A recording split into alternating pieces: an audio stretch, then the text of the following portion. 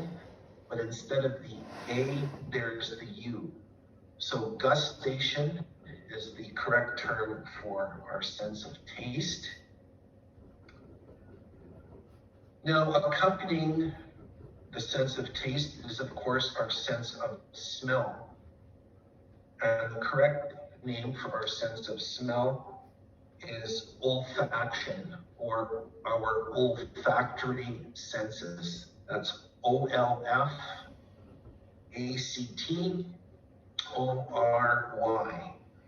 And of course, we're going to be talking about how our sense of taste and smell are very intertwined, and you'll be able to understand by the end of this lecture why that occurs. Of course, Thanksgiving went by, and if you were sitting down to enjoy a nice meal with your family or your parents or your kids, whatever, if you had a bad cold, you probably weren't going to be able to taste the food as well as you normally would have. So you know by experience that those two sensory pathways, they overlap, and we're going to talk a little more about that. Now, the last system that we will touch on, but I typically don't spend too much time on it, is touch, our sense of touch, our sense of balance, our sense of body position. These are called our kinesthetic senses, and that is the proper name. So instead of saying touch, balance, orientation, those are called our kinesthetic senses. So that's just a little bit of new language for some concepts that you're very familiar with. And just by way of history, I want to talk a little bit about the content that we review in this chapter, and that is that this is one of the older areas of psychology, and this goes back to the 1800s, when psychologists were trying to develop laws, just like our disciplines of chemistry and physics. So they were spending a lot of time trying to establish physical laws that underlie human behavior. Now, psychology kind of changed direction and departed from that approach, but we did discover, interestingly enough, some laws that underlie our senses, and we're going to talk all but just about a few of them today, because they can kind of get a little abstract. And for the intro level, it's just really important that you get the feel for a couple of these laws and more in detail what we're talking about. And the proper name, or the correct name for this field that we're talking about, is called psychophysics. Psychophysics. So back 100 years ago, what we would be discussing really would not be called sensation and perception. It would probably have been called psychophysics. So just so you know that on an exam, if I ask you what psychophysics is or what it was, you'll be able to tell me. Okay, so in modern times, we talk about sensation and perception, and we talk about how external energy comes from the outside of our central nervous system into our brain, makes sense from our mind, and then it's translated into meaningful information. So I'm going to start off with a formal definition of sensation, and the formal definition is simply detection of physical energy by sense organs. So sensation is simply and straightforwardly detection of physical energy by the sense organs. And the definition of perception, which is part 2 of our discussion today. Perception is simply and straightforwardly the brain or the mind's interpretation of raw sensory data. Okay, so perception is the brain or mind's interpretation of raw sensory data.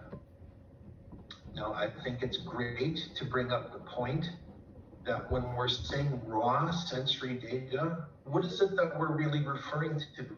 Well, you're right if you're thinking action potential, because that is the signal that I taught you about in biological basis. That is the raw sensory data. So when we say that all this data comes to our mind, it comes to our mind in the form of the action potential. No other form. It's action potential traveling through the axon, traveling through our central nervous system. And that is the raw data that our mind uses to understand our world. Okay? Now, in addressing social workers, nurses, individuals who will, on occasion, work with individuals who have a mental disorder or individuals who are in a psychiatric facility, I always want to include a little more clinical information so that you can get a heads up on what are some of the things that these clients might be experiencing. But before I get there, I just want to give you a definition of something that we call an illusion. An illusion. Now, normal, healthy people experience illusions all the time. You're maybe driving down highway, I don't know what highway you would drive to come south. Is it Highway 6? Okay, let's just say Highway 6. And you stayed up the night before, you didn't get a good sleep, you had some assignments or papers due, and then you start driving, which is actually a no-no, but as you're driving, you think you see something cross the road, and you weren't sure what it is or what it was, but it looked like some kind of animal, and you hit the brakes, and you look, and then it's just a garbage bag blowing across the highway. And you kind of get a little startled, a little upset. Well, when that happens, that is called an illusion. And the key way to understand an illusion is that your sensory system was stimulated, so sensation occurred. Okay, remember our definition of sensation? There was some detection of physical energy by your sense organs, which would have been your eyes, but you misperceived it or misunderstood it. So that's called an illusion, and that's part of the normal range of human behavior, human experience. We all have illusions. But what I wanted to talk about for a couple of minutes is when somebody is experiencing hallucinations, which is markedly different. Now, hallucinations occur when there is perception without sensation. And I'll just run that by you again. Hallucinations occur when there is perception without sensation. Now, individuals, as I mentioned, who are in psychiatric facilities will commonly display any number of hallucinations. And I want you to know that hallucinations can occur across any sense modality. Now, what that means is that, yes, people will typically report seeing things that aren't there, and they will report hearing things that aren't there. It's very common for people who have specific kinds of mental disorders to report hearing voices. And that is very common. But also is that they will report gustatory hallucinations, which is tasting things that aren't there. They may report olfactory hallucinations, which are smelling things that aren't there. And they may also report kinesthetic hallucinations, perhaps from feeling something that isn't there. So these are the kinds of symptoms you may come across in some of your clients when you're dealing with the chronic mentally ill, or people who have been discharged from these facilities and maybe are in your community. Now, it goes without saying that these hallucinations can be quite bizarre, and they can have very odd behaviors associated with them. And when I worked at the Selkirk facility in the early 2000s, I do remember with clarity that all the patients on the ward saved up their money that week, and then they had ordered Frank's Pizza, which was a really good pizza. It was well liked. And one of my clients, and I'll use his first name, I think it's okay, his name was Mike. And I said, Mike, aren't you having any of that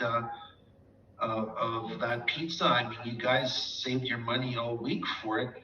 And he was laughing, and he said, you know what, Randy? He says, I'm not eating that pizza because there's feces on it. There's actually pieces of human feces. He says, I can smell it, and I actually took the first bite, and I'm pretty sure it tasted like feces. So part of Mike's illness was that he had hallucinations in many different domains, and that probably was his illness taking the form of a gustatory and olfactory hallucination. Okay, so then I will just depart from that topic, and remember that I will want you to know the difference between a hallucination and an illusion. Okay, illusions are a common part of our human experience, but hallucinations are not. Okay, so let's just continue on.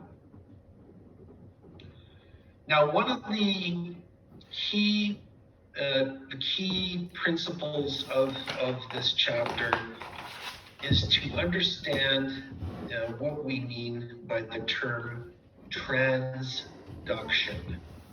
Transduction. That is TRANSDUCTION.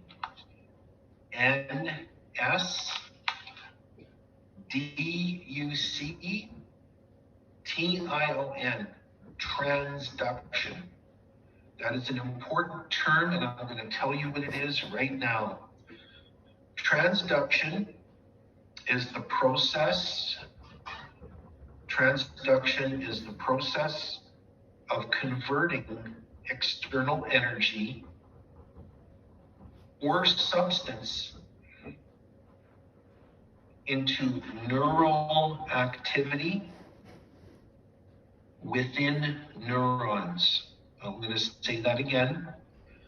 Transduction is the process of converting external energy or substance into electrical activity within neurons. There you got it. Electrical activity within neurons, that's action potentials.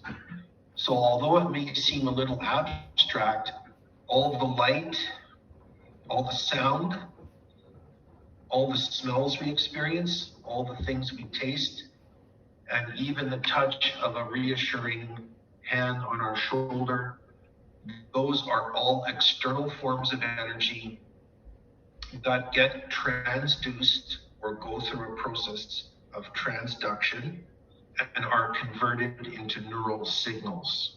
Okay? So transduction is one of the key principles.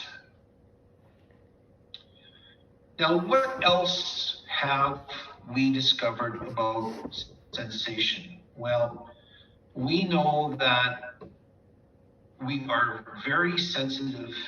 We are very receptive to stimuli when they're first presented. Okay, we are most receptive to stimuli when they're first presented. Let me give a practical example so it makes more sense. Let's say we come into class back in the old days, and you sit down in a wooden chair, and you feel that it's a little uncomfortable on your butt. It's a little cold. You don't really want to sit there for 90 minutes. But what happens after about 10, 15 minutes is that your sensory system accommodates that, and you eventually forget that you are sitting on a hard wooden chair. And there's an evolutionary process, we think, to that, and it allows us to deal with a lot of environmental stimuli without being overwhelmed by it. We don't want to keep track of every single external source of energy. So after our system experiences it, it will understand it, it makes sense of it, and then it will slowly put it in the background of our mind and pushes it away so that we can attend to other things. Okay? So,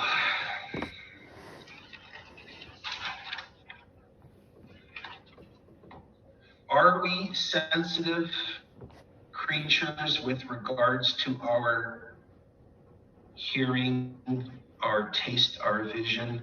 Yes, surprisingly so. Now, of course, this changes a bit. Of course, when you're in my age group, the sensitivities are lower, but when you're in your 20s, it's at its peak. So individuals who are in their peak sense modalities can see a candle on a completely dark night. I know it sounds hard to imagine, but it's been tested up to 30 miles away. In the correct conditions, when it's dark, you can see a candle 30 miles away, and that is just simply amazing. You also have a olfactory keenness in your 20s, where you can smell your olfactory system can detect a minuscule amount of odorant molecules. So we have very good, although not from an evolutionary perspective as we once had, but we still do have very good olfactory senses. Now, some of you might be known, you might have a keen nose, you might be very sensitive to touch. So these are all interesting things about our species that have served us well throughout the course of evolution. I have to cough. Excuse me, you guys, I just have a bit of a scratchy throat.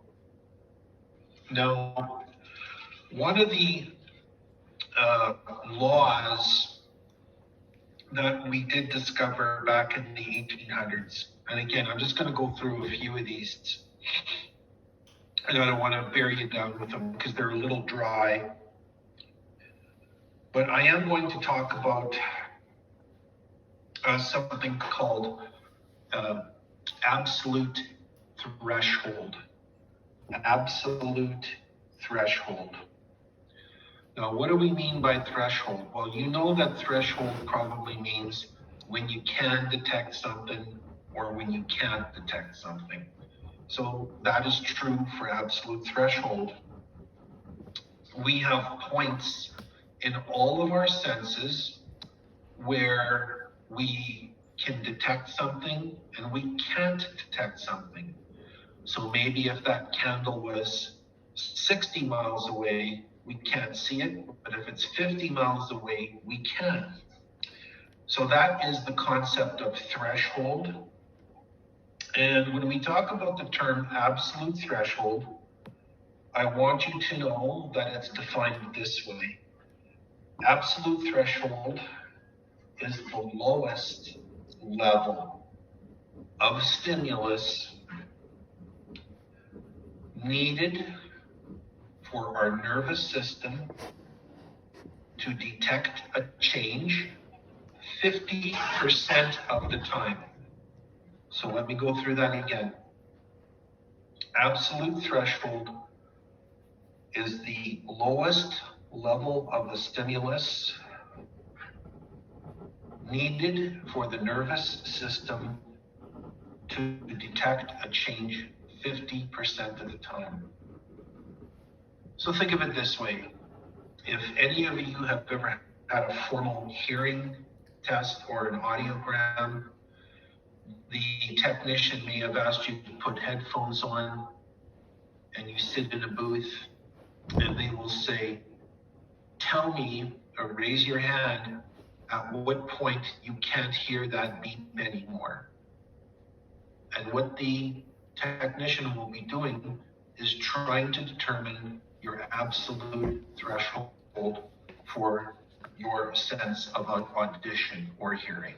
Okay, so keep in mind the key word here is the lowest level of stimulus required, not the highest. It's the lowest level of stimulus needed for the nervous system to detect a change 50% of the time. So that's the concept of absolute threshold. I do want you to know that. Now, the first law I'm going to present to you is something called Weber's Law.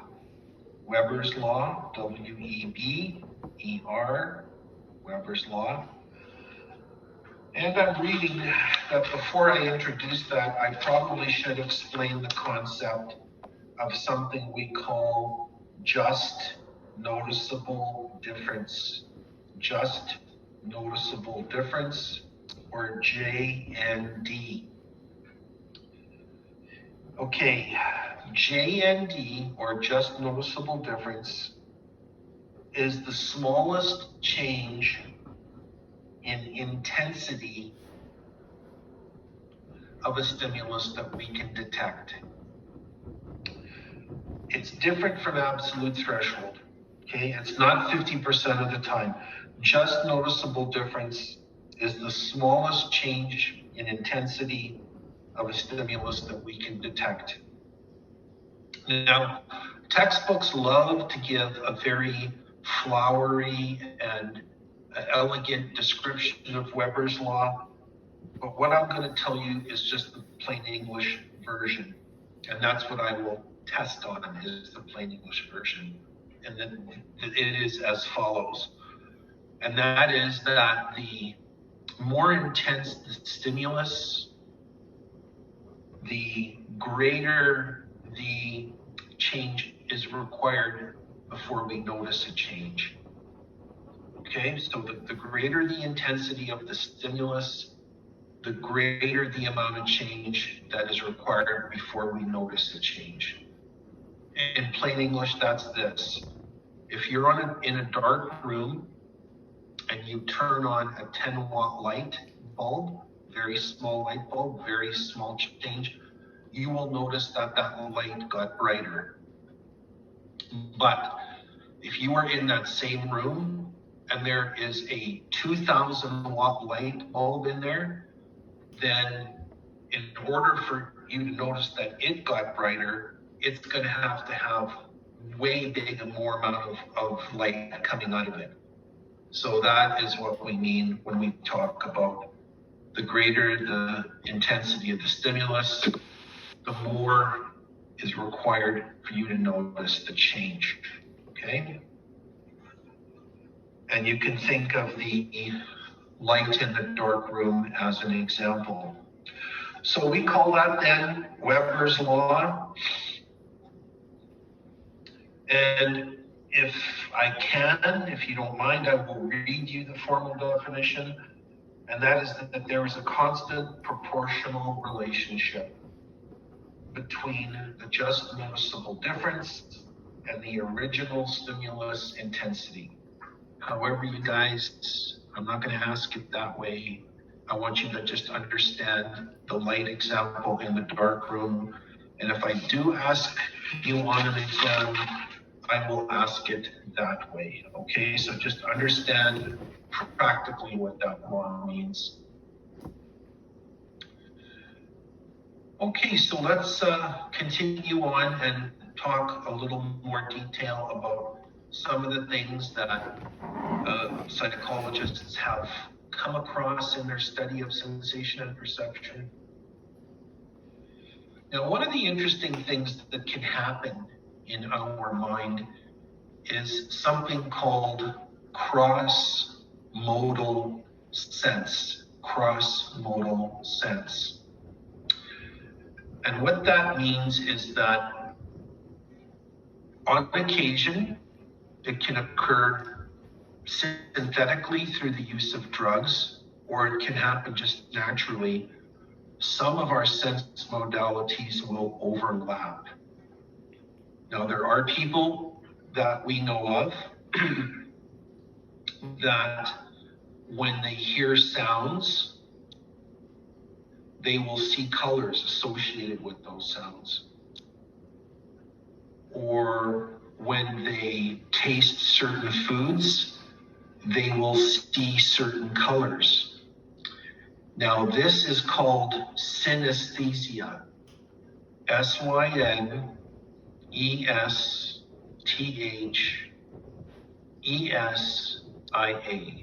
Synesthesia. It's the overlapping of our sense modalities so that some people may taste a certain food and see a certain color, or they may hear a certain sound and they may see a certain color, so everything overlaps. And again, this happens naturally, or it can also happen through the use of certain psychoactive drugs, which we're going to be talking about in next class, which is going to be tomorrow. So I'm just going to, again, refresh your thinking here. After signals then become transduced, our mind then organizes them into meaningful concepts, okay? So it takes the action potentials and organizes them to create reality. Now, this is a very, very specialized area that has been studied, but we know very, very little about to this day. We're still not sure how our sense of reality is created just through raw action potentials. In psychology, that's called the binding problem. And I can tell you with confidence that we are nowhere near understanding how our mind takes raw action potentials and converts it into our sense of reality. At this time, it's almost still within the realm of science fiction. Okay, so we talked a little bit before about how our mind likes to work economically. It sometimes makes shortcuts for us. Remember, I spoke about that. It was called heuristics. I think I asked you about it on the exam. And heuristics is good and bad. It's good in that it simplifies our world, but it's bad in the sense that it can lead to wrong conclusions about the world. And I also suggested that this might be some of the ways where those nasty things in our species called stereotypes, racism, prejudging people, where some of that might have its start. So when we look to our mind, we find that the mind will also make errors when it tries to deal with all of the sensory information that's coming into it. It does try to make things simpler for us. It does try to fill in the gaps so that we don't take a lot of time to understand our world. It almost happens in real time. Now, in order for that to occur, it has to be with the help of, like think of this like a blueprint or a template in your mind. If your mind starts to see something that it thinks it's going to understand, it's going to tell you already what it is. And that's going to happen very quick. So think of this. You have an apple and maybe you're blindfolded, and your first bite, you smell the apple, you hear the crunch, you taste it, and within a second and a half, your mind already says, that's an apple. Okay? So your mind doesn't have to figure out all that data. It has stored in it sort of a blueprint or a template to help simplify things.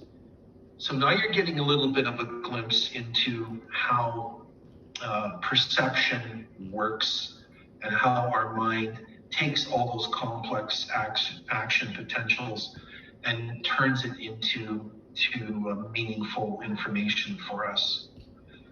Now, I hope some of you are, I hope most of you are either following with PowerPoint, or I hope that you have hard copy or digital text available, because one interesting part of this chapter is that there are a couple of drawings or diagrams that show how we can be fooled. And they are very entertaining.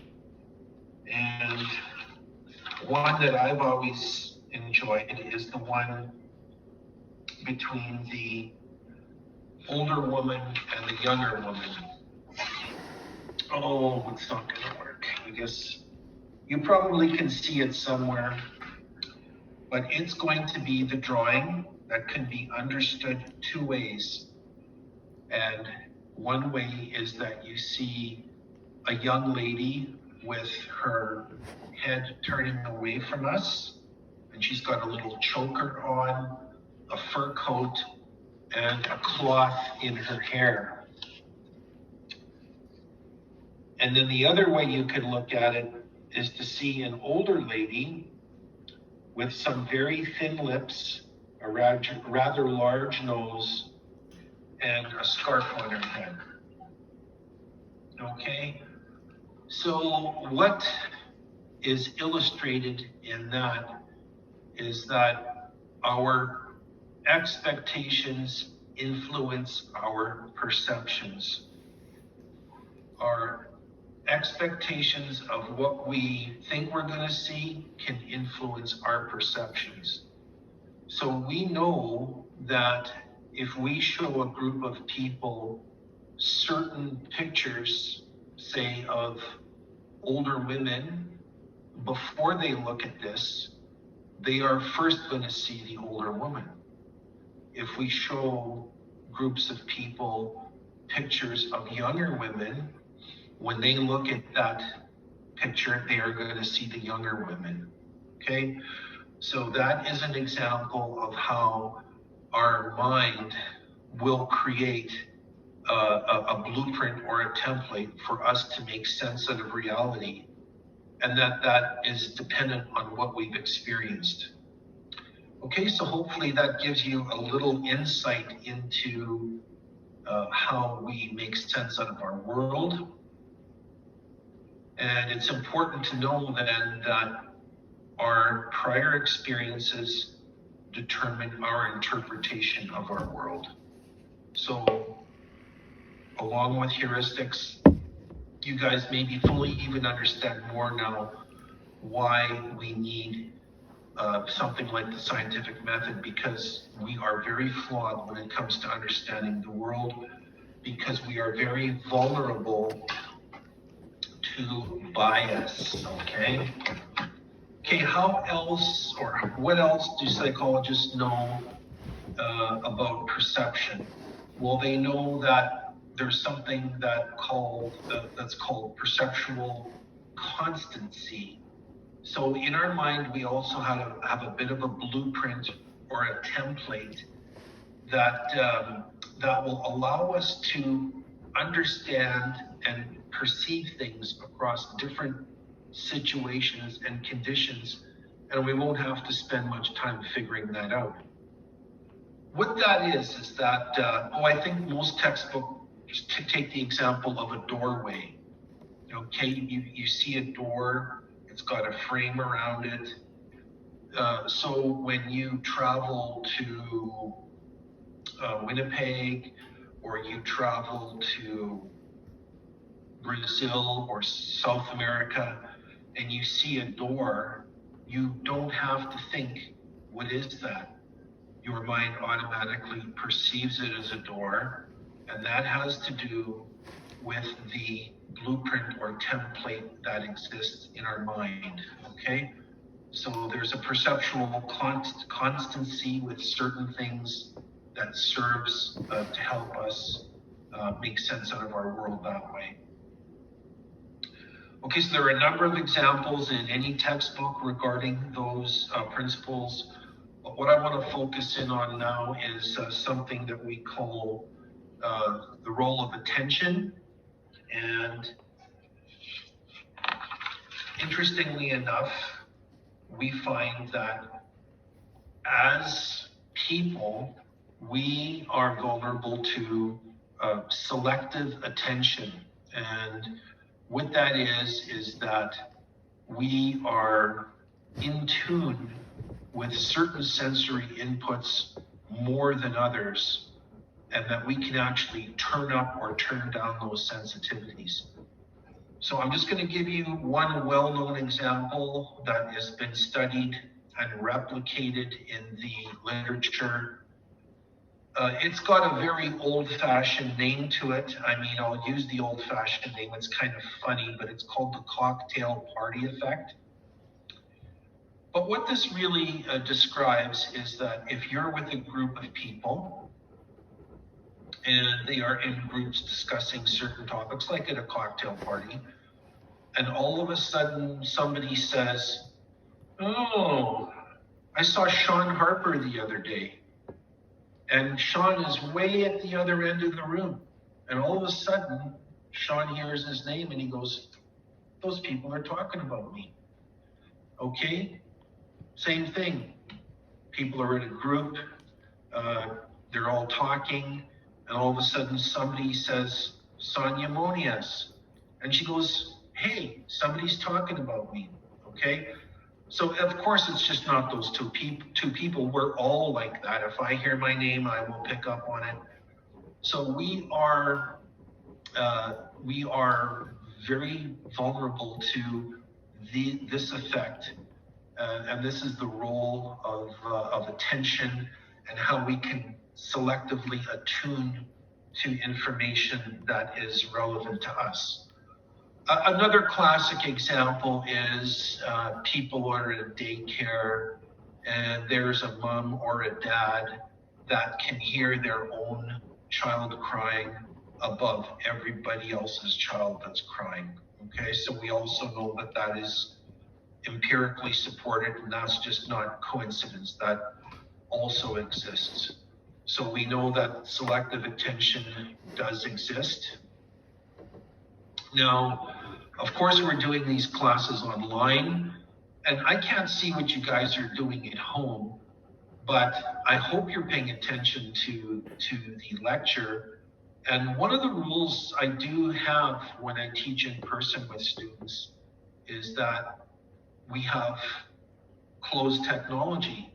I don't allow students to be on their devices. I don't allow them to use cell phones in the class. Now, you guys are exempt from that. But the reason why I do that is because, well, all instructors should do it, because where the attention goes, the learning flows.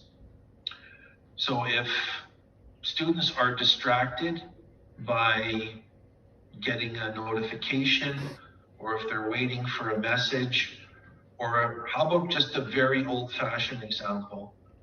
If they're watching TV while they're trying to learn something, how effective is the learning going to be if they're watching TV?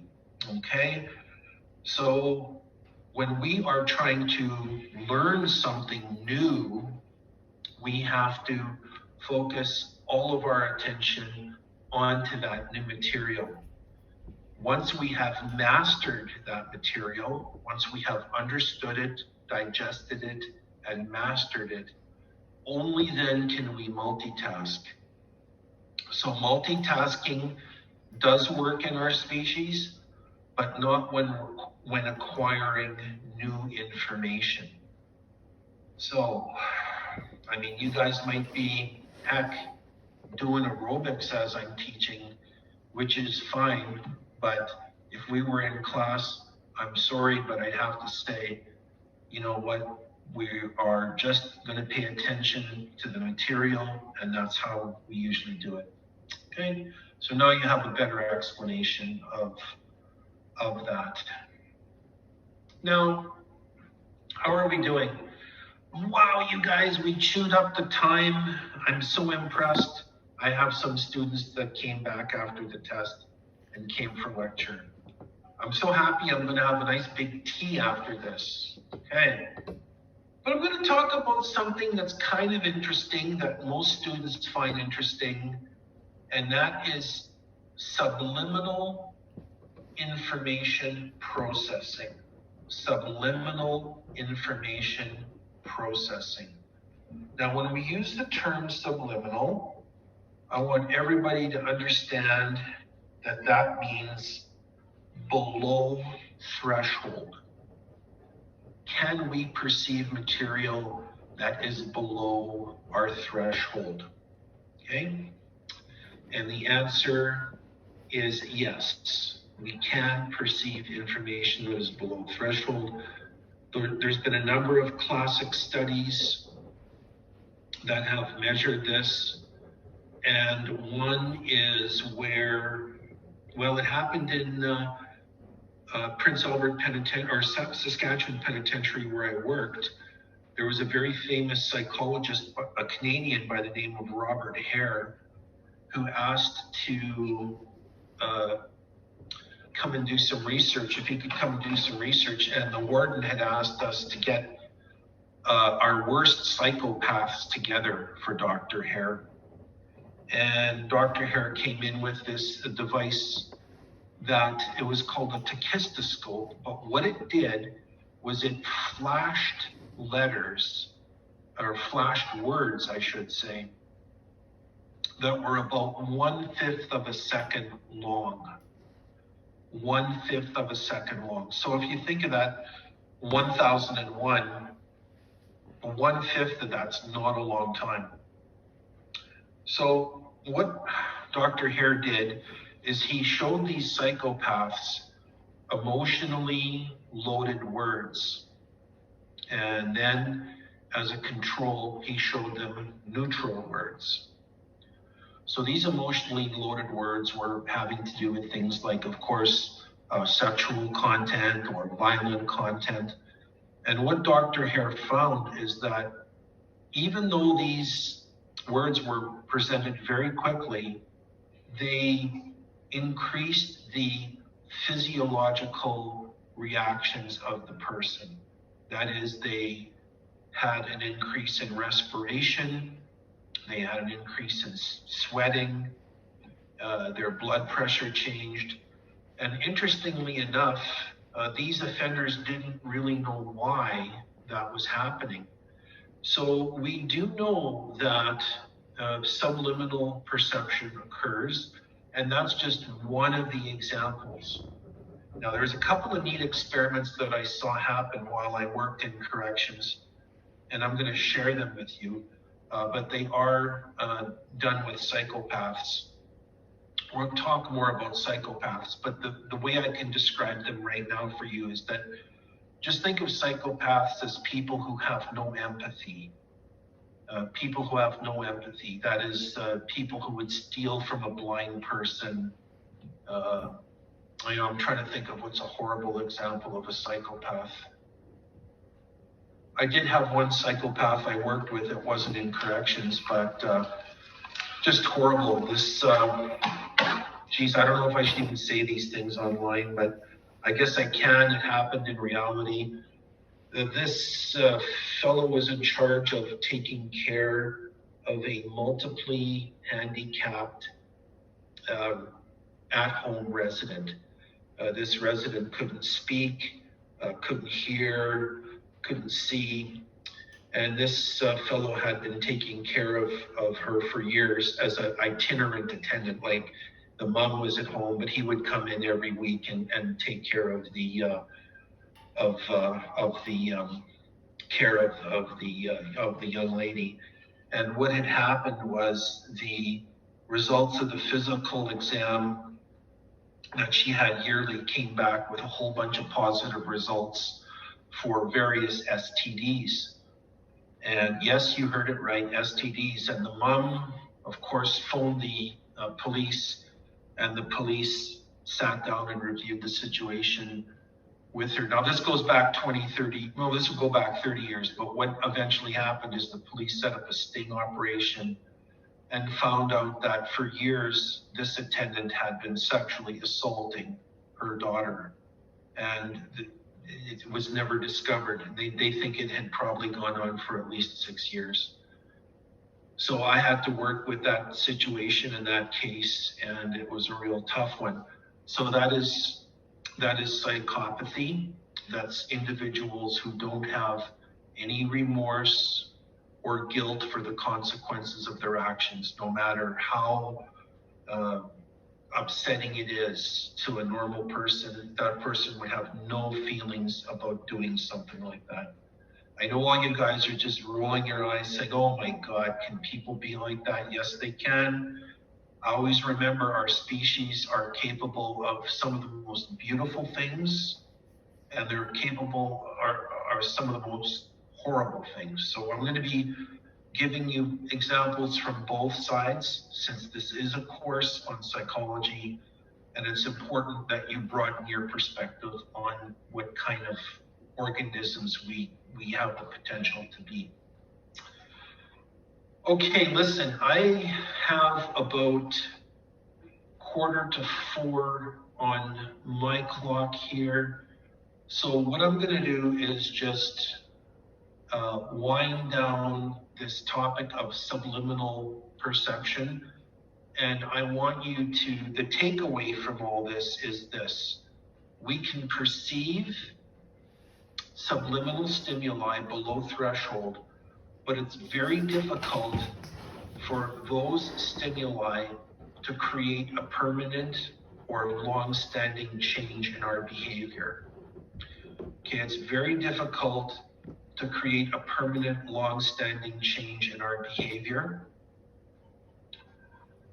So these effects can occur short-term, but in terms of persuading people to be different than they are, this doesn't work that way. So a lot of times, people think, well, there's hidden messages in media. If you play a record backwards, it's going to make somebody jump off a bridge. You guys, all the studies we've done point towards that we don't work that way. We can detect something briefly, subliminally, but it's not going to change our behavior in the long term. Okay, I hope everybody wasn't too upset with that example. If they have been upset, my apologies for that. But I do want to make sure that everybody does get a flavor of what the reality of this world is.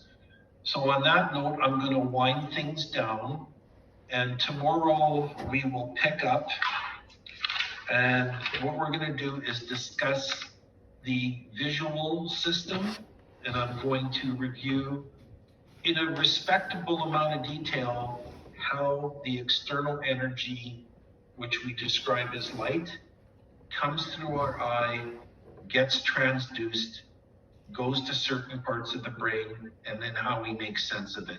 So I'm going to do that for the sense of vision in greater detail, and I'm not going to spend less time on the other senses. So listen, you guys, thanks for your attention today.